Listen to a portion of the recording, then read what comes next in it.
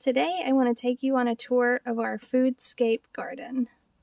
Now you can see this is our front foundation bed. So we have a few foundation plants that were here when we moved in, but the majority has been removed. So you can see this is up next to our front porch, which would be our zone 1. So this is what we spend the most of our time in right now, since we don't have a backyard garden. But your zone 1 is your garden closest to your house. Therefore, it needs to be the most accessible for it to be a successful foodscape. So for the back, we'll look at the foundation plants first. It needs some attention, but we've got the crepe myrtle, we've got hydrangeas in the back, and then we've got loropetalums that need to be tamed, and then interspersed in there we've got dahlias that we grew from seed. So that kind of turns this into a foodscape, because you've got your vegetables, your food in the front, and then you've got your flowers in the back. We've also got this bed dotted with milkweed and clematis and some hostas.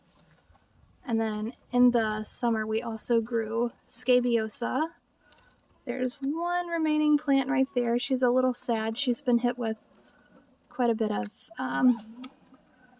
frost and such. But the remaining of this bed is all foodscape, all food crops. So we'll start, oh, and then there's alyssum right here. So let's start down here, and I'll kind of walk you through on what we have growing. So down here you can see this is kind of the far side of the bed. And whenever we moved in, the bed stopped pretty much right here at the drain, and then it just went right in front of the crepe myrtle. So when we moved in, I expanded it all the way out. So we've got a lot of cold crops in here. We've got a ton of broccoli. I thought these were kohlrabi, but they are in fact broccoli. But you can see here, and you'll see this all along the lining of the bed, is we've planted garlic. So I've done garlic all along the edge of the bed to act as a... Oh man, we need to replant it. You want to pop it in somewhere? Yeah. Quinn was just saying that there was a garlic clove that got popped out. So we plant that along the edge to deter the deer, and then from underground animals like voles. And then you can see we've got alyssum popping out. All of this is broccoli. We have a variety right here called purple peacock. Look at this leaf, Mommy. I'm going to show them. Beautiful leaves on this. And we've harvested a couple of small heads. This is a mix of deciso and waltham, I believe. And then that is the purple peacock variety. So all of this in here is broccoli. On the bottom under here, try not to shade it, we've got some early Vienna purple kohlrabi. And then down here we have, let's see if I can hop in and get a better shot of this one. This is the gigant white variety of kohlrabi. So you can see kind of tucked in here, we've got a lot of kohlrabi. There's some kale right over there. Up front, we've got red cabbage, and these are the conical cabbages. Now I did want to touch on this section right here. So we've got these two purple peacock broccolis, and we've got this purple peacock broccoli. The fun thing about these purple peacock broccolis is that I planted these in the spring. And what you're seeing is the growth. So I didn't harvest any in the spring. It didn't shoot up any florets. because by the time I planted it, we were just too hot.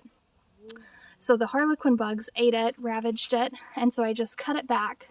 And this is what has grown this fall. And we've harvested some small little florets, and you can also harvest the leaves to use as kale and any like leafy green. I did the same with the celery. We got a big harvest in the spring. We cut it all the way back, and this is fresh growth. And you can see just how pretty that celery is. So we've got celery kind of on the front end of the bed with the garlic. We've got a cabbage in here. This is the same of what we did in this spring. We cut it back to the ground. And then this grew fresh, and now we've got a nice hard cabbage. These are Brussels sprouts, same deal. And you can see there's some onion foliage in the back here. These are some perennial onions that came back from this spring. And then we've got just little brassicas dotted throughout. And then there's this alyssum. This started out as little seedlings in the spring. Early spring we planted these out, I think in March. And they took a little break in the summer. We had tomatoes growing through here that came up by themselves, and now it's beautiful. There's pollinators everywhere on it. Yep, the pollinators love it. So on here you can see that we've kind of tried to tuck the bigger things to the back, the smaller things to the front. And up here we've got lettuce and celery. And you can see that we're not really too concerned about spacing.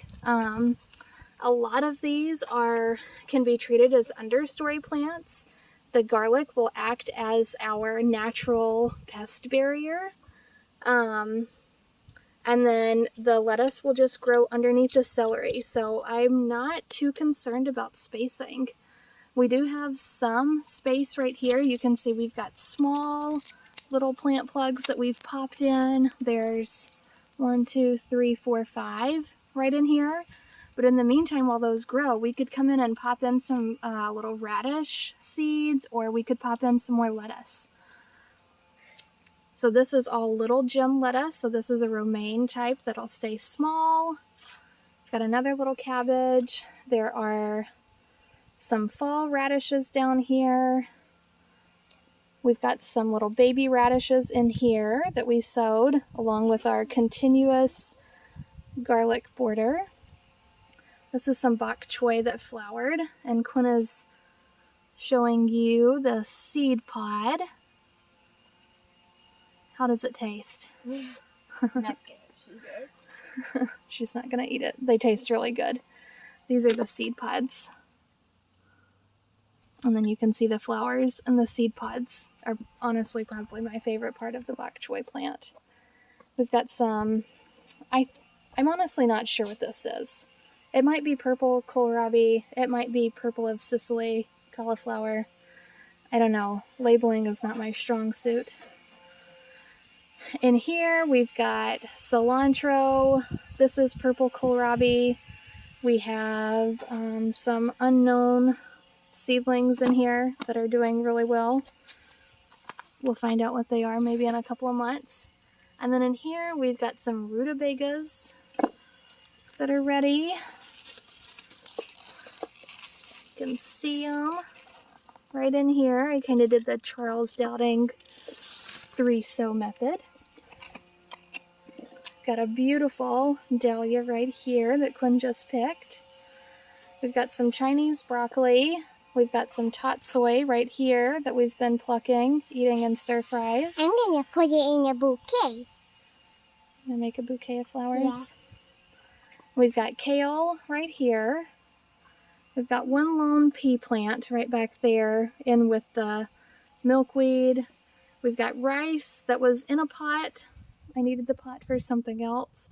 So I just popped out the rice and stuck it right there, put some mulch around it so that it can dry and I can save that rice seed for next year. This is just kale, red Russian kale. Oh, we've got a butterfly on our bok choy. Where'd it go? There it is. Oh, that's really pretty. Look at that. It looks like it has little eyeballs. Mm-hmm. Back here, we've got some more broccoli. This is my little seedling staging area. And then this summer was all sweet potato vine. So we just ripped this up maybe about a month ago. We added in the pansies in the front. We've got lettuce. We've got some Chinese cabbage. We've got a couple of kohlrabis. We have a red rhubarb Brussels sprout. Quinn, I see a cabbage worm in there. Do you see that cabbage worm, that green one on the inside? Yeah. We need to go get that and squish him. Do you see him right in the middle? Yeah. So we've got, this is a St. John's wort that will probably be moved next spring. But you can see here that we've got our garlic border that goes all the way around.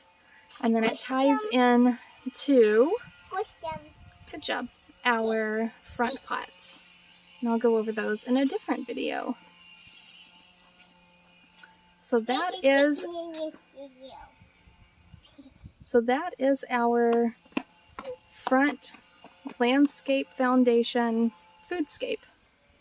Let me know what you think in the comments.